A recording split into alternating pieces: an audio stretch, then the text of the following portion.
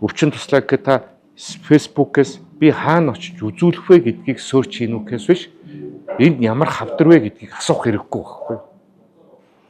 Яг л та энэ чиглэлийн хүн биш учраас өөртөө буруу онш тавина. Над дээр зөндөө тийм болсод өөрөө өөр дээр онш тавиад, үе шатын тавиад ороод ирнэ.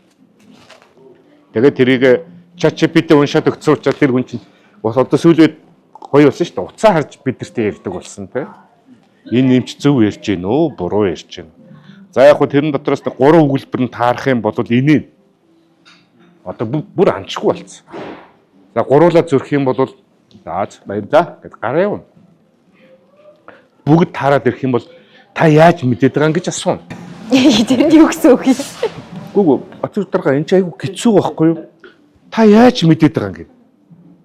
Тэр ямар утгатай асуулт вэ? Тийм нэгсэндээ та яаж мэдээд байгаа юм гэвэл та яаж миний мэдсэн юмыг тааж надад хэлээд байна л гэсэн үг байхгүй юу? Тэгэхээр бид юу гэж ойлгохгүй гэхээр сүүлүүд яг үн чанартай би урд нь одоо чинь хаалга хийгээд аз жаргалтай ер нь мэслийн эмчрийн хамгийн жаргалтай үе мэслийн ширээний ард байдаг байхгүй юу? Тэр тухайн хүний өвчин гэтэл яг гараад амбулаторийн ч юм уу OPD-гийн үслэг гарахаар хамгийн төвөгтэй үе байхгүй. Ингээд үстэй толгой арзаадгийн штэ заримдаа бүр ингээд